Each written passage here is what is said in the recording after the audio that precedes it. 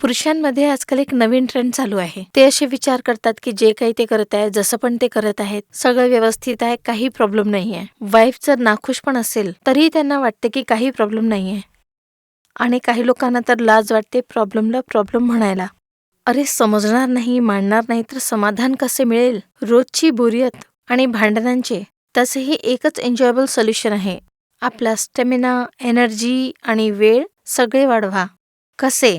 Exercise, Ayurveda आणि अंडरस्टँडिंगनी. समजा की केव्हा काय वस्तूची गरज आहे, काय पसंत येत आहे, काय पसंत नाही आहे.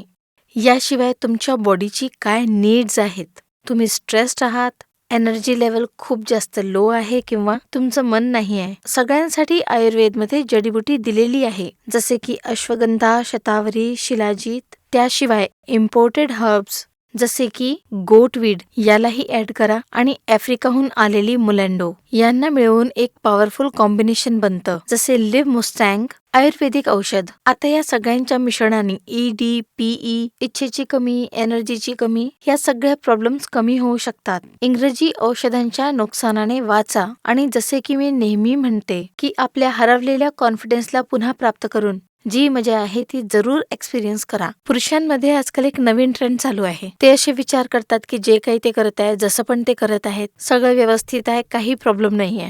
वाईफ जर नाखुश पण असेल तरीही त्यांना वाटते की काही प्रॉब्लेम नाहीये. आणि काही लोकांना तर लाज वाटते प्रॉब्लेमला प्रॉब्लेम म्हणायला.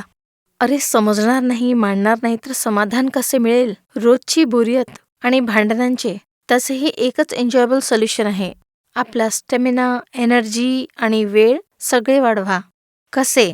एक्सरसाइज, आयुर्वेदा आणि अंडरस्टँडिंगनी. समजा की केव्हा काय वस्तूची गरज आहे, काय पसंत येत आहे, काय पसंत नाही आहे.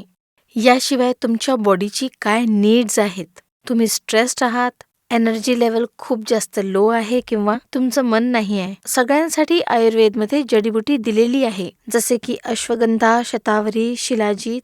त्याशिवाय इम्पोर्टेड हर्ब्स जसे की गोटवीड यालाही ऍड करा आणि आफ्रिकाहून आलेली मुलँडो यांना मिळवून एक पॉवरफुल कॉम्बिनेशन बनतं, जसे लिव्ह मुस्टँग आयुर्वेदिक औषध. आता या सगळ्यांच्या मिश्रणाने ईडी, पीई, इच्छेची कमी, एनर्जीची कमी या सगळ्या प्रॉब्लेम्स कमी होऊ शकतात. इंग्रजी औषधांच्या नुकसानाने वाचा आणि जसे की मी नेहमी म्हणते की आपल्या हरवलेल्या कॉन्फिडन्सला पुन्हा प्राप्त करून जी मजा आहे ती जरूर एक्सपिरियन्स करा.